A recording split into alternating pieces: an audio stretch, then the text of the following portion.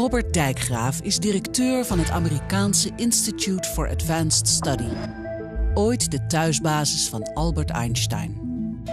Dijkgraaf woont op het terrein van deze vrijplaats van de wetenschap.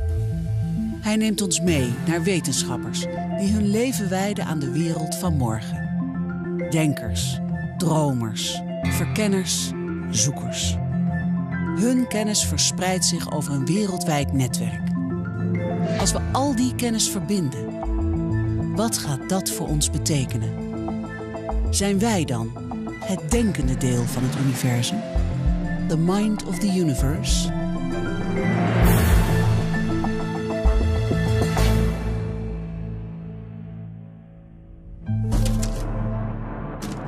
De wetenschap observeert de wereld en probeert die te duiden. Dat doen we met ons brein. Maar we zitten daar ook in gevangen, in dat veredelde apenbrein.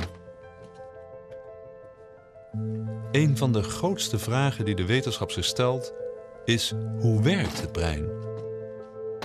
Hoe snappen we wat iemand anders voelt? Hoe komt ons brein tot de conclusie dat iets juist is? Is wat wij denken werkelijkheid? Of is ons brein de grote illusionist?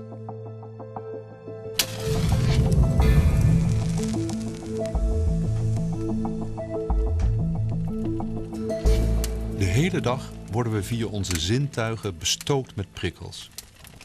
We zien, we horen, we voelen, we proeven, we ruiken. Al die sensaties voeden ons brein, dat daarmee een werkelijkheid creëert. Maar sommige zintuigen zijn sterker dan andere. Charles Spence is experimenteel psycholoog in Oxford. Hij bestudeert onze waarneming, in het bijzonder hoe de prikkels van onze verschillende zintuigen samen tot één beleving komen. Multisensorische perceptie noemt hij dat.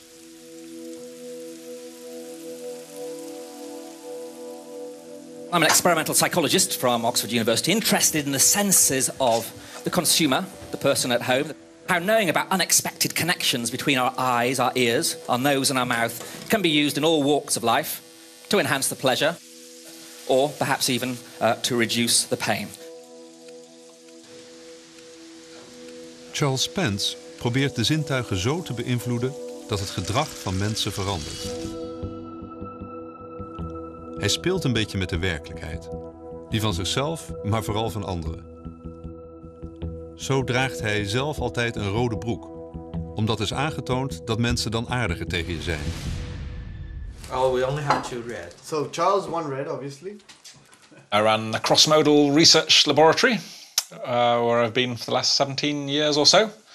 A lab that brings together psychologists, food scientists, chefs, composers, fashion designers, marketeers, all brought together to look at how the senses interact and to try and apply the latest insights from brain science to the real world. It's delicious. It's quite tangy. Amazing. What did you put in at the end? I didn't see. The zing. Lemon zest. Lemon zest. It's Very delicious. nice. And I think we're sort of seeing a bit of a shift also, in a way, from when we've had sort of decades of what's called the experience economy. Companies, brands, from Starbucks to Lego to Disney, they're not selling you products anymore, they're selling you experiences. Experiences that they can share, and those experiences can be delivered through smell and taste and other kinds of sensorium, sensory experiences, multisensory events.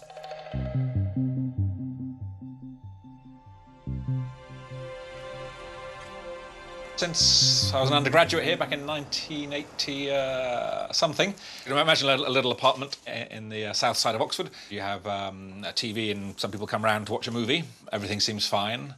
And then once the credits are finished and the first actor starts to speak, suddenly there's a disconnect because you see their lips moving on the screen, but their voices are coming from the loudspeaker over there.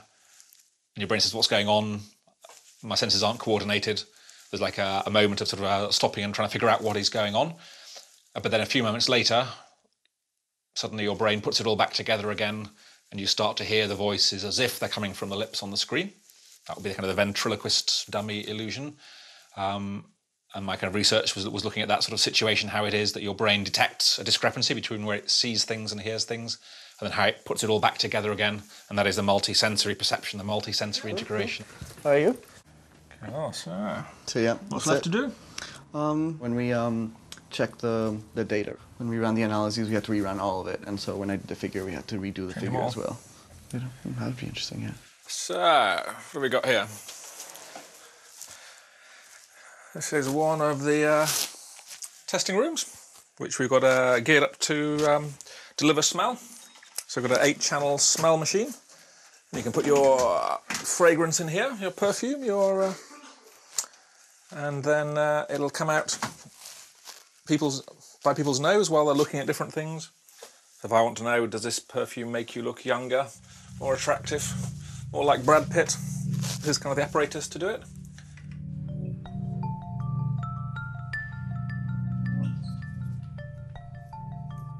What you might do if you are a chocolate manufacturer, for example, and you're being told by government or out of the goodness of your own heart, you think you want to reduce some of the unhealthy ingredients in the foods that you present to the market. If I could tell you that by making your chocolates rounder, they will taste sweeter to people.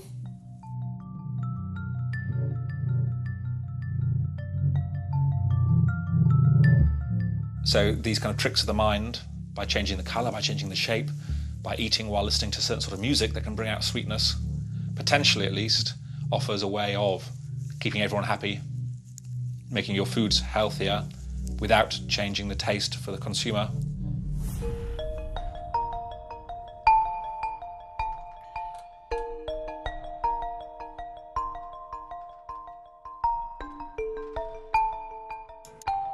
Chocolade die zoeter smaakt omdat het rond is in plaats van vierkant.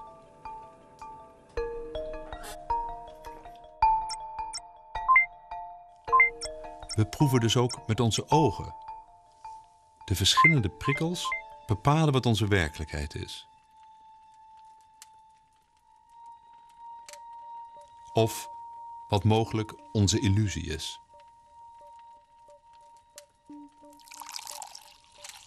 Dansen is misschien wel het beste voorbeeld van zo'n multizintuigelijke ervaring.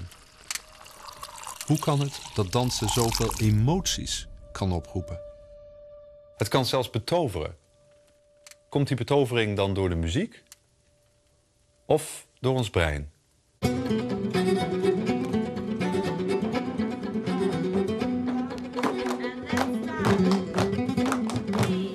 I'm very emotional, expressive.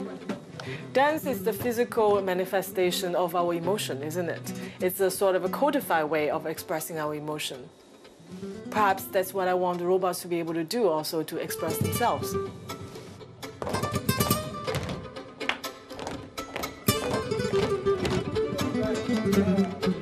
I think there should be someday maybe a TV show called Dancing with the Robots instead of Dancing with the Stars, and then we can judge which robot dances better. Yes, that could happen. That could happen. Pascale Fung is robot-ingenieur in Hongkong. Ze probeert robots een brein te geven.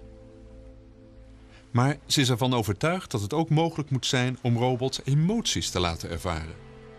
Echte, empathische machines.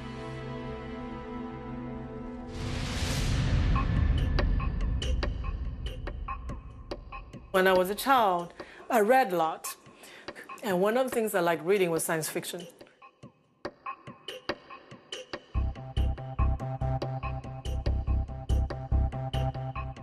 When I was 7 or 8, I distinctly remember there was one book. It was translated into Chinese, describing the world of robots. Robots that can talk to you and understand your emotion. At that time, I was really fascinated, and I thought I really wanted to make that happen. I want to be part of that.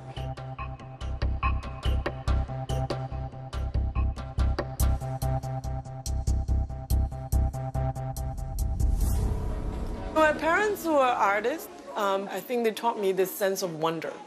Artists are very curious. They gave me this sense of wonder and the curiosity. And my curiosity has been directed towards engineering and building robots rather than painting myself.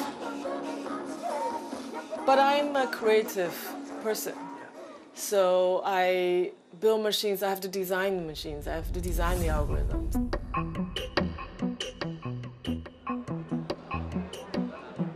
For robots, I think it's very important that they have empathy in order to feel our joy, feel our pain. So far, they never do. They don't have emotion. They don't respond to our commands very well. But I believe this is the new era of making robots of the future. That robots will be more like us. They will have feelings, and they will feel our feelings as well, so that they can be our friends, companion, and caregiver. Tomorrow, they're going to bring one of its siblings to my office so we can play with it and maybe make it dance and dance with it or something, right? 我的耳罩是不是很帅呀？是啊，是啊，是啊，你很 cute 啊。就算你捂住我的耳罩，我还是能听见你说话。是的，是的 ，Yeah, you're so cute.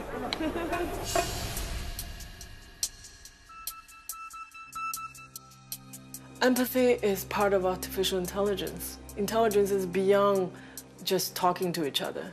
Empathy must be there. This is what we call social emotional intelligence.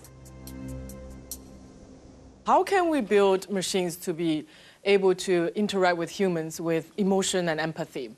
Without empathy, they don't learn so well. How do you learn without perception of emotion? You must learn that as well. So if the user answers a question, then there's automatic speech recognition that decodes what you say into text. And then we also take the audio input directly, and we do deep learning, some kind of deep learning, and we deduce your sentiment and your emotion. You're happy, you're sad, or you're angry, for example. But also, so if I say something like, I'm really happy I'm going to work today, right? That is, you probably think I'm truly happy that I'm going to work today. But if I say, I am really happy I'm going to work today, even though the words I speak are the same, but the emotion is totally different. In the second case, you know I'm being sarcastic and I'm not really feeling like going to work. So that tone of voice is important. If you want to have robot-human communications, it needs to understand what you're saying. It needs to understand your intent and sentiment, including something as evasive as humor. Okay? I'm going to talk about humor today. All right, where do you want this? Mother... Ow! What the... Kevin? God damn it!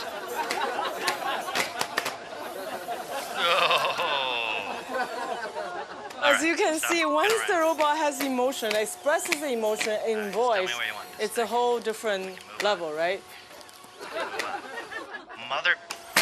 So we have tried first experiments on teaching machines to recognize humor from watching TV sitcoms. So there's Big Bang Theory, there's Seinfeld, there's Friends.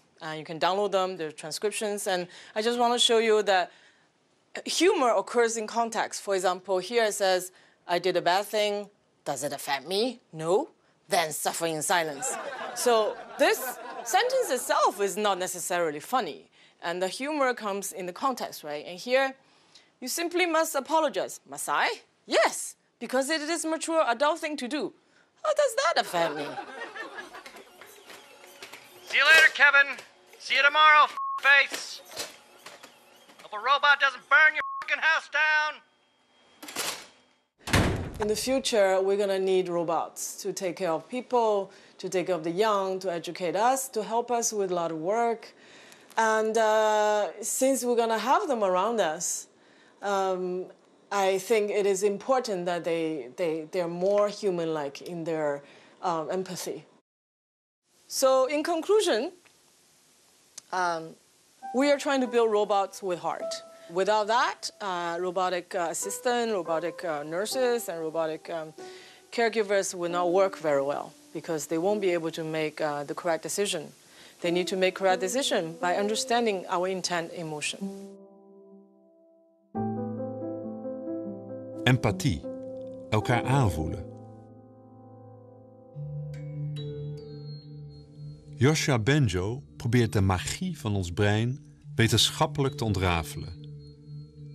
Hij is een van de grootste onderzoekers op het gebied van deep learning. Het ontwikkelen van computers die zelfstandig kunnen leren. En zonder onze hulp slimmer en slimmer worden. I'm half asleep. Some thought comes up. I could stay like this for an hour. It's like if you see a thread dangling and you pull on it, and now you see more things and you pull more, and like there's an avalanche of things coming. I emerge to consciousness. I see something that I haven't seen before and I get too excited, so that wakes me up and I want to write it down. I feel relieved.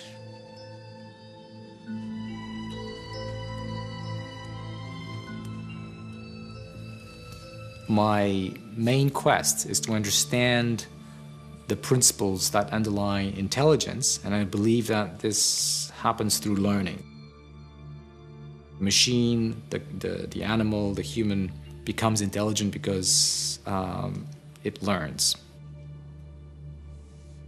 And now the question is, to build intelligent machines or to understand how humans and animals are intelligent, where are we getting the knowledge? Joshua Bengio is een van de pioniers op het gebied van deep learning. Een technologie die revolutionaire gevolgen zal hebben voor de kunstmatige intelligentie. Computerbedrijven als Google, Facebook en Twitter wedijveren om deze kennis. Zijn brein is eigenlijk de beste demonstratie van autonome intelligentie. We don't program the computer with the knowledge of doors and cars and images and sounds. We program the computer with the ability to learn. And then the computer experiences and learns the knowledge from those experiences. So you can think of the learning program as a meta program, and we have something like that in our brain. Learning is about integrating the information we're getting through experience into some more abstract form that allows us to take good decisions, that allow us to predict what will happen next, that allow us to understand the connections between things we've seen. There's automatic control of the walking and watching for other people and cars, potentially. It's like if the rest of the world is in a haze. When I was young, I used to hit my head on on poles.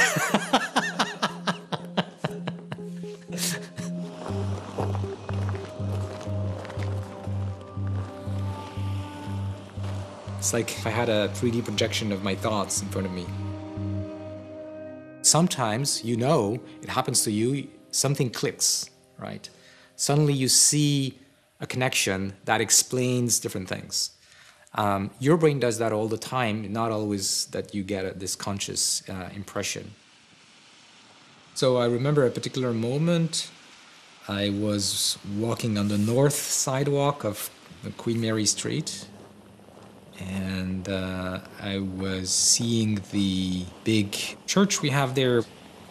And then I got this insight about perturbations happening on neurons that propagate to other neurons, that propagate to other neurons. And it was like I'm doing with my hands, but it was like something visual. And suddenly I had the thought that this could work, that this could explain things that I was trying to understand.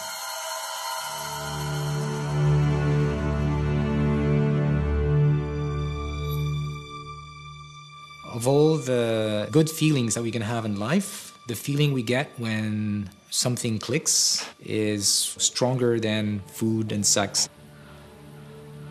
Good things we get from experience.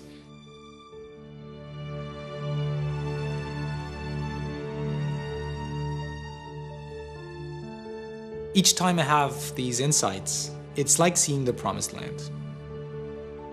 It's like you have a glimpse of something you had never seen before, and it looks great.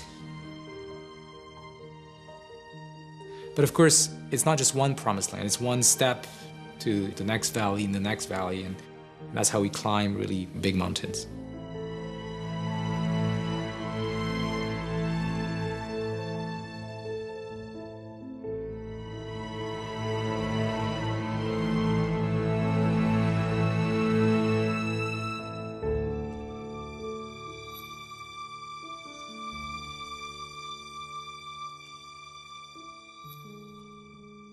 Misschien had Galilei wel gelijk toen hij zei: je kunt een mens niets leren, je kunt hem alleen helpen om het in hemzelf te vinden. Elk mens is een autonoom wezen. Ieder brein is uniek. Iedereen creëert zo zijn eigen werkelijkheid. Maar onbewust wordt er stiekem door anderen gesleuteld aan onze werkelijkheid. We denken dat we zelf onze eigen keuzes maken. Maar we worden continu beïnvloed. Bijvoorbeeld door de commercie. Verkopen is verleiden. Iemands brein zodanig beïnvloeden dat deze denkt het product nodig te hebben. En dat is de expertise van Charles Spence. Want ook ons brein blijkt programmeerbaar.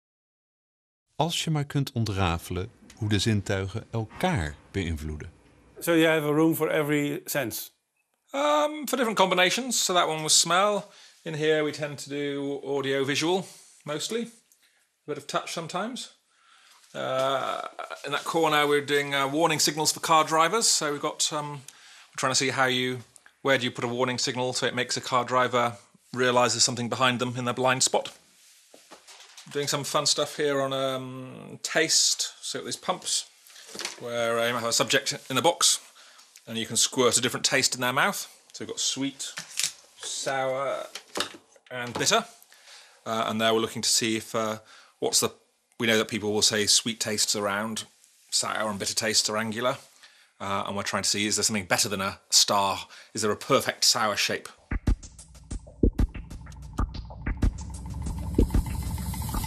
One of the things we found is that it's not only that sound can be matched to a location in space, but also that sound may also influence how you move, right? To think that just a very simple sound like a tone or a chord may influence where you draw or how you draw something very sort of spontaneously, very sort of unconsciously, could be applied afterwards to help runners or team sport players to synchronize or to be better at finding a moving object, say like a ball or something like that. Well, so you can have auditory feedback to enhance performance.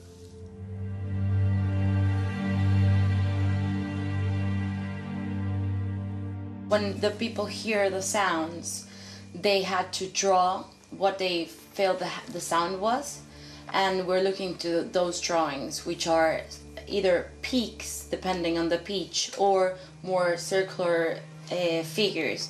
You can definitely see the high peaks of angularity or just the rounded scribbles. Everything we see and the reality we believe exists is determined by our bodies and by the design of our bodies, right? So it's already an interpretation of what is out there, right? So reality cannot be experienced as it is, only interpreted. So humans see the sky as blue because it's the closest ultraviolet color we have, but a bee might see it violet, which is closer to the real sky. So our brain is already fabricating a reality for us, right? And telling us this is how the world works. This is what is physical, this is what is liquid or solid, this is what is color, and this is what is darkness, right? But in the end, it's just an illusion, right? And what we're going to create is a new illusion or a different illusion and play with it, right? Because you can reprogram our experiences. Or, yeah, or fool the brain, you know? You can create something that the brain did not expect or is not designed to account for. So just the way we are already has some blind spots that probably will allow us to create realities that should not exist but can exist. Iedereen leeft zo in zijn eigen werkelijkheid. Ook Charles Spence. Hij lijkt te leven in de illusie dat rommel niet bestaat. En dan is het ook geen rommel. Maar waar komt zijn passie voor de illusie vandaan? My parents came from the fairground, which means they sort of grew up travelling around the country, putting on fairs and fetes, so kind of a showmanship and entertainment with, you know, try and hook the duck or knock off the coconut kind of thing. My great-grandfather was the first person to show kind of moving pictures in England, and he used to have like a kind of an illusion show, which is about 1896. I'm still trying to get to quite at the bottom of what it was, but it was some sort of, you'd go into one of these caravans or buildings, and there'd be mirrors and lights and illusions. You think you can see something, but really it's a reflection of something else. So there was that kind of sort of showmanship and entertainment part that these days is now becoming more, with the senses. Yeah, and if you think about fairground rides, it would be on the one hand things like sort of candy floss, which is kind of a modernist food and strange ways of presenting food, you could say. It would be the dodgems, which would be, or the roller coaster, which would be sort of, you know, bodily sensations of force and movement and shock, and it would be lots of noise and other things. So it was kind of a very sensory kind of space.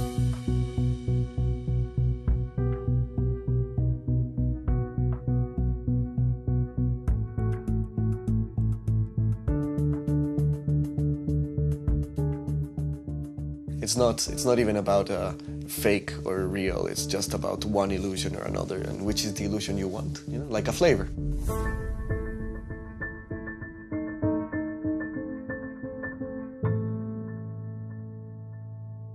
So what we expected for smiling and frowning face. So we have the faces, recordings of each person, and hopefully we'll have image analysis of the faces to correlate it. How many faces? We have 27 people, so we have 27 faces. So, if I give you a food that's, say, bittersweet, like dark chocolate or a black coffee with a bit of sugar, I can make it 10% sweeter or 10% more bitter, but I can't give you a glass of water and somehow by changing the music, by changing the lighting, make you think you're tasting wine or anything else. So there are limits. There's a sort of truth of your senses, but it's always flexible. It's always modifiable. Het brein houdt zichzelf gemakkelijk voor de gek. Het legt graag verbanden, zelfs als ze er niet zijn. We zien een uitdrukking op een gezicht en ons brein denkt te weten wat de ander denkt, hoe de ander zich voelt. Please wait while I analyze your face. Hello, beautiful. I am Zara. I am an empathetic supergirl who can sense and share your emotions. I sense that you speak English. Sarah is the software system. She's what we call an empathetic supergirl. She uses facial recognition, speech recognition, and also emotion recognition, sentiment recognition technology to understand your emotion and your answers to questions. I was born and raised in the lab at Hong Kong University of Science and Technology. What is your earliest childhood memory? My earliest childhood memory was being thrown into the swimming pool, and my mother was teaching me how to swim when I was 2 years old. Tell me about your mother. My mother used to be a national athlete. She's very competitive, independent, and very strong. She's taught me a lot. That is amazing. I will like to meet your mother. Please tell me what kind of things you like doing growing up. I liked reading and listening. She's looking at my face. She's looking at my facial expressions. Hanging out with my friends. Looking at how I express myself when I answer the questions. She listens to the tone of voice using emotion recognition, and she listens to the answer, your answer to questions using speech recognition, natural language processing. Can you now tell me about the biggest challenge you face at work? There are too many too many projects, never enough time. I am female, so my way is by definition a female way, and I've shaped by my life experience, by my role as a mother, for example. I very much care about how robots can take care of people.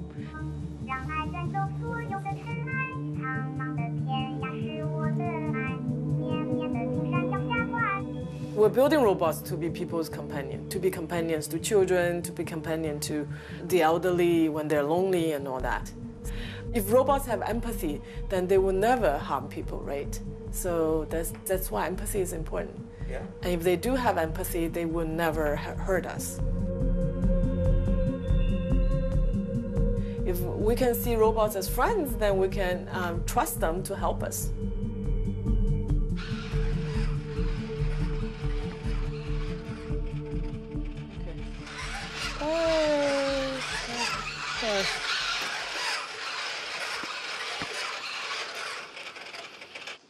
But she needs to have basically eye movement and the smile, that's it. And then the smile can be like aesthetically, it needs to look like the one on your computer, right? It would be good.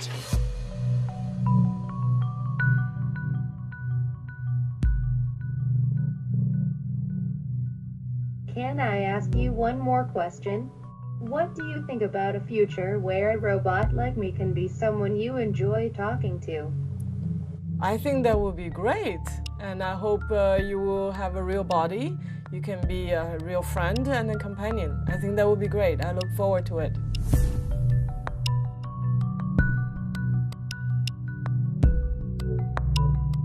Wij mensen zijn zo geëvolueerd dat we als geen andere soort kunnen leren en die kennis doorgeven aan de volgende generaties. Het lerend vermogen in een computer programmeren op zo'n manier dat de machine zelf die ervaringen verwerkt tot een eigen werkelijkheid. Volgens Joscha Bengio is dat slechts een kwestie van tijd. Maar in welke werkelijkheid bevinden we ons dan? One of the big mysteries about how brains manage to do what they do is what scientists have called for many decades the question of credit assignment. That is, how do neurons in the middle of your brain, hidden somewhere, get to know how they should change, what they should be doing that would be useful for the whole collective that is the brain. And we don't know how brains do it. We now have algorithms that do a pretty good job at it. And that's what led to this current revolution called deep learning.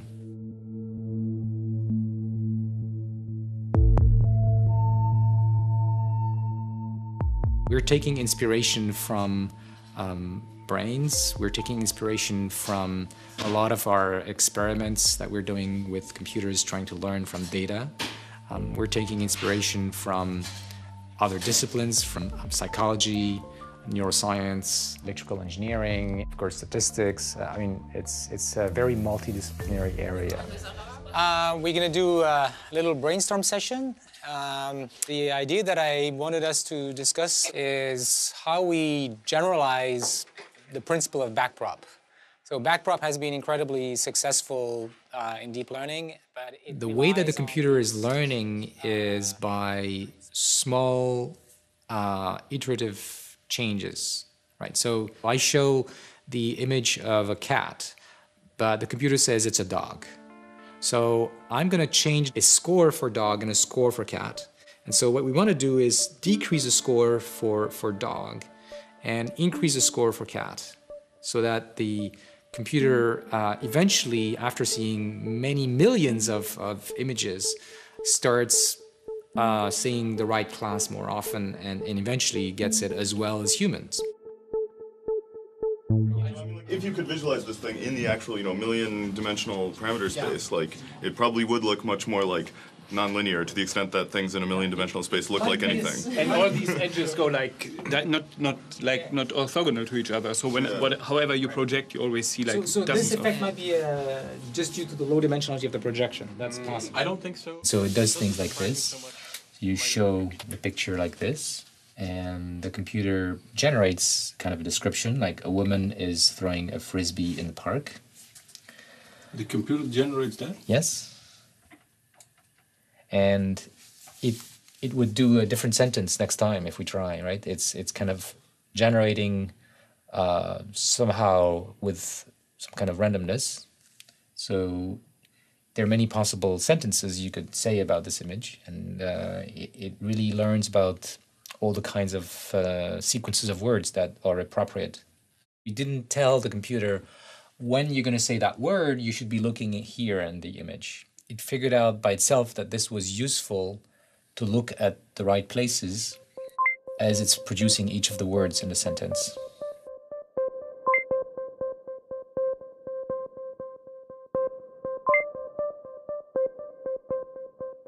Does it mean that a computer can think for themselves? That means the computer will be more autonomous in some sense, right? That That's a hard one. More autonomous computer. Well, more autonomous in its learning. We're not talking about robots here, right? We're just talking about computers gradually making sense of the world around us by observation. But those computers don't have a consciousness. There's no such thing, right now, at least.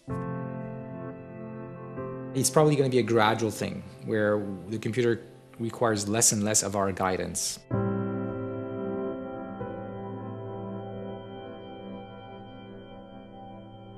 So if you think about humans, we still need guidance.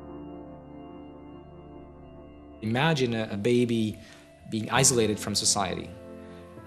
That child probably would not grow to be very intelligent, would not understand the world around us as well as we do.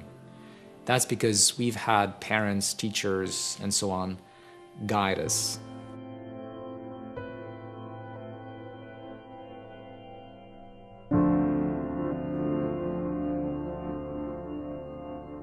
It's possible that it will also be required for computers to reach our level of intelligence. The same kind of attention we're giving to humans, we might need to give to computers. Just applying the current science would already have a huge impact on society, because we could actually approach human level intelligence.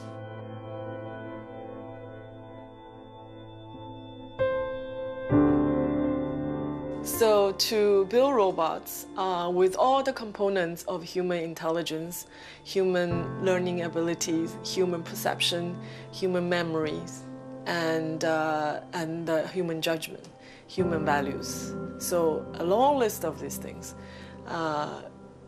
My wildest dream will be able to do that and teach that to a robot. And for example, for a robot to copy all that from me. My personal experience, my memory, my judgment, my values, which evolve as well. So it's like a copy of a person, of me. And when I'm not around, that copy will continue. Maybe will continue to talk to my children, talk to my children's children. But they know it's not me. They know it's not mommy, but it's a copy. But that would be interesting to replicate before I die. So I see whether it's really me or not. Which language did you learn to program this? What is this? What does this robot do?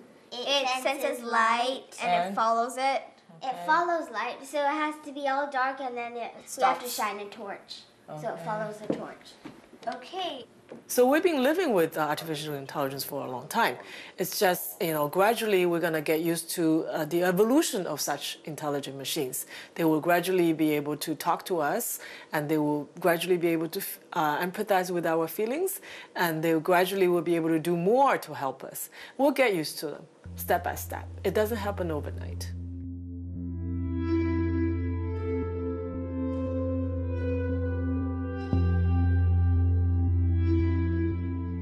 Don't hold the robot. Don't hold the robot. Okay.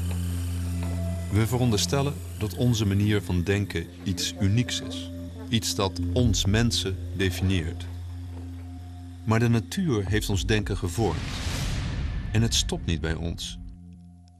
Met de denkende machine die wij bouwen, neemt de natuur de volgende stap. Stel, een robot staart in het haardvuur en luistert naar muziek. Het inspireert haar tot het schrijven van een gedicht. Wat zouden we daarvan vinden? We spiegelen onszelf in de machines die we maken. Toch weten we de uitkomst niet. We maken ze zelf, naar ons evenbeeld. Naar ons perfecte evenbeeld. Maar hoe zit het dan met onze imperfecties? Dat wat ons juist zo menselijk maakt. Maken we dan ook machines die oneerlijk zijn? Of onzeker?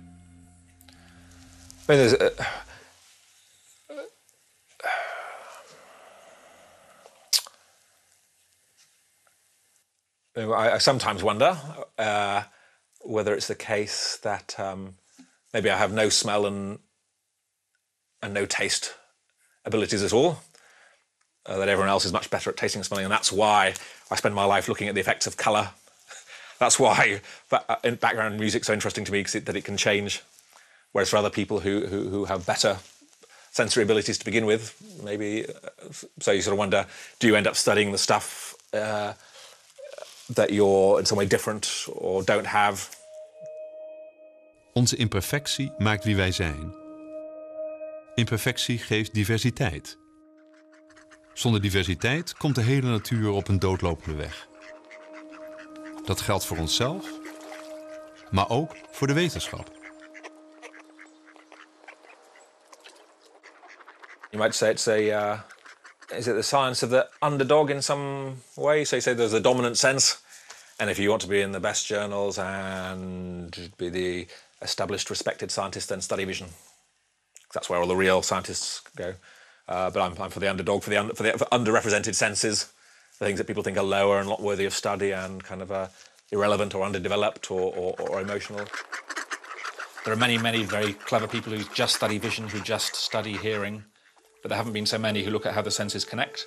And being that kind of jack of all trades, knowing a little bit about each of the senses opens up a huge kind of area of research space. And that has really exploded over the last quarter of a century.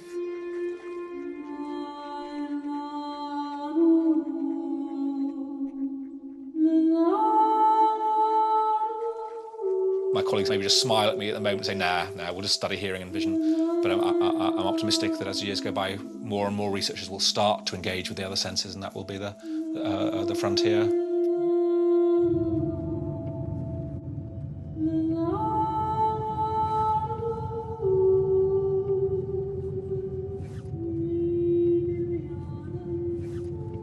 I'm going to a cottage that my brother Sammy has rented.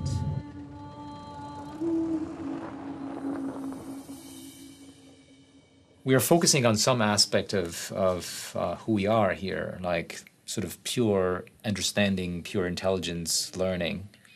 But of course, we are much more than that. And, you know, we're talking about love, emotions in general. And people are starting to try to connect the dots for these aspects as well. We begrijpen het van onszelf nog nauwelijks hoe ons brein werkt. Maar we bouwen wel machines die gaan leren en gaan denken. En er komt een moment dat computers ook ideeën krijgen. Ook hun eigen gedachten. Hoe gaan we dan met hen een gesprek aan? Hoe wissel je van gedachten met een machine? Hallo Samy. Salut Joshua. Hallo Patrick. Hallo Emmanuel. Hallo Alice. Hallo Jérémy. Hallo Carlo. Do you think it is ever possible for a computer to love? If we program them to, yes. I mean, as far as I'm concerned, emotions are like anything else. They can be understood. And we could have programs or equations that, you know, follow the moves that correspond to the underlying mechanisms. We have a tendency to put emotions as something magical that isn't accessible to science. I don't think so. I think we're understanding more and more about them, and we will even more in the future. And once we do that, it's good for us. You know, we can be less stupid with our emotions, as I think we are right now.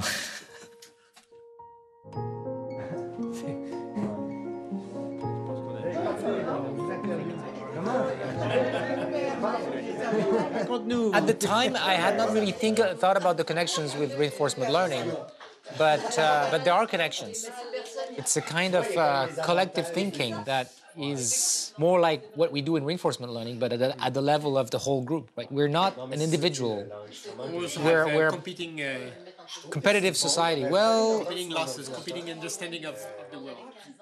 What do you mean? I think we don't program robots to fall in love per se, but it's very likely that some people might build such a strong bond with a robot companion, they might fall in love with robots.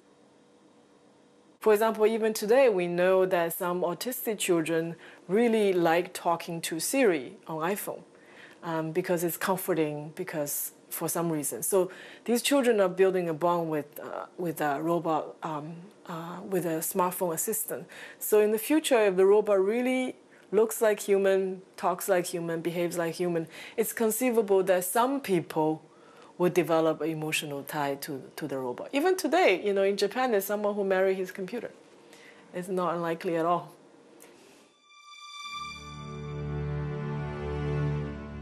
Op de tempel van Delphi in het oude Griekenland stond: ken uzelf. Maar als we onszelf nauwelijks kennen, hoe kunnen we dan onze machines kennen? Het is een kwestie van tijd en die machines overtreffen wat de mens kan. En hun werkelijkheid is niet de onze. Het is een illusie dat we dan hun denken nog bij kunnen houden. Zijn onze machines, onze nakomelingen, dan the mind of the universe?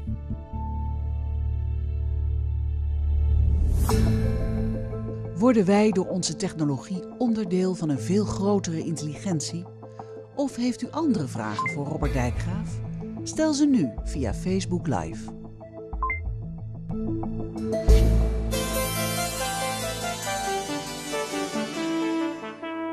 The pain. Charles Spence probeert de zintuigen zo te beïnvloeden dat het gedrag van mensen verandert. Hij speelt een beetje met de werkelijkheid. Die van zichzelf, maar vooral van anderen. Zo draagt hij zelf altijd een rode broek. Omdat is aangetoond dat mensen dan aardiger tegen je zijn. Oh, we only have 2 red. So Charles, 1 red, obviously. I run a cross-modal research laboratory where I've been for the last 17 years or so. A lab that brings together psychologists, food scientists, chefs, composers, fashion designers, marketeers, all brought together to look at how the senses interact and to try and apply the latest insights from brain science to the real world. It's delicious. It's quite tangy. Amazing. What did you put in at the end? I didn't see. The zing? Lemon zest. Lemon zest. It's Very delicious. nice. And I think we're sort of seeing a bit of a shift also, in a way, from when we've had sort of decades of what's called the experience economy. Companies, brands, from Starbucks to Lego to Disney, they're not selling you voelt. Hoe komt ons brein tot de conclusie dat iets juist is? Is wat wij denken werkelijkheid? Of is ons brein de grote illusionist?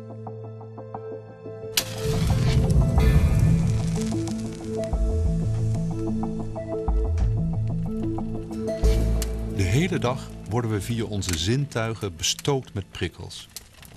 We zien, we horen, we voelen, we proeven, we ruiken. Al die sensaties voeden ons brein dat daarmee een werkelijkheid creëert. Maar sommige zintuigen zijn sterker dan andere. Charles Spence is experimenteel psycholoog in Oxford. Hij bestudeert onze waarneming, in het bijzonder hoe de prikkels van onze verschillende zintuigen samen tot één beleving komen. Multisensorische perceptie noemt hij dat.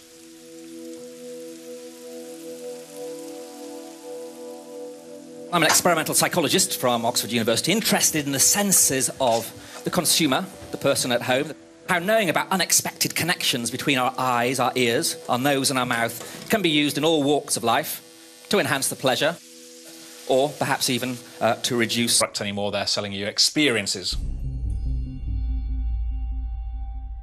Experiences that they can share, and those experiences can be delivered through smell and taste and other kinds of sensorium, sensory experiences, multisensory events.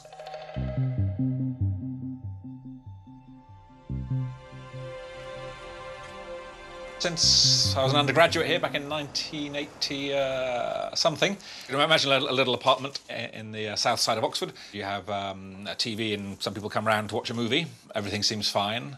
And then once the credits are finished and the first actor starts to speak, suddenly there's a disconnect because you see their lips moving on the screen, but their voices are coming from the loudspeaker over there. And your brain says, what's going on? My senses aren't coordinated. There's like a moment of sort of stopping and trying to figure out what is going on.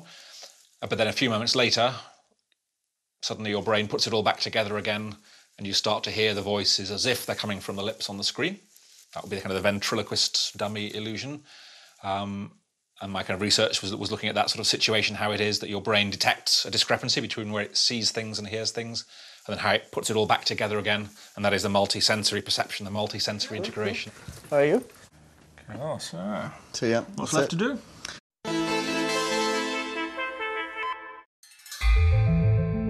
Robbert Dijkgraaf is directeur van het Amerikaanse Institute for Advanced Study. Ooit de thuisbasis van Albert Einstein. Dijkgraaf woont op het terrein van deze vrijplaats van de wetenschap. Hij neemt ons mee naar wetenschappers die hun leven wijden aan de wereld van morgen. Denkers, dromers, verkenners, zoekers. Hun kennis verspreidt zich over een wereldwijd netwerk. Als we al die kennis verbinden, wat gaat dat voor ons betekenen? Zijn wij dan het denkende deel van het universum? The mind of the universe?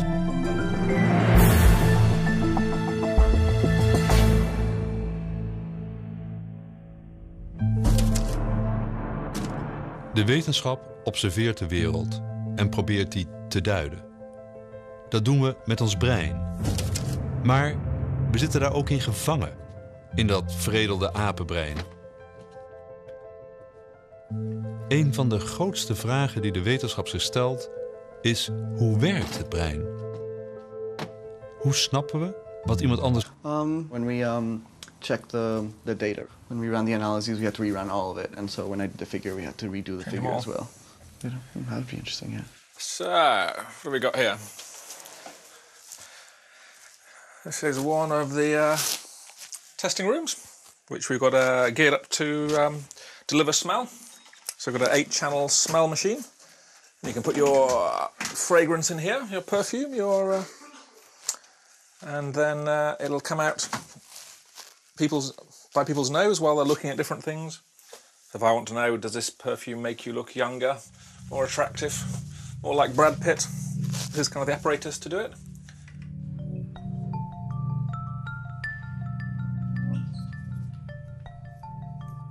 What you might do if you are a chocolate manufacturer, for example, and you're being told by government or out of the goodness of your own heart, you think you want to reduce some of the unhealthy ingredients in the foods that you present to the market. If I could tell you that by making your chocolates rounder, they will taste sweeter to people.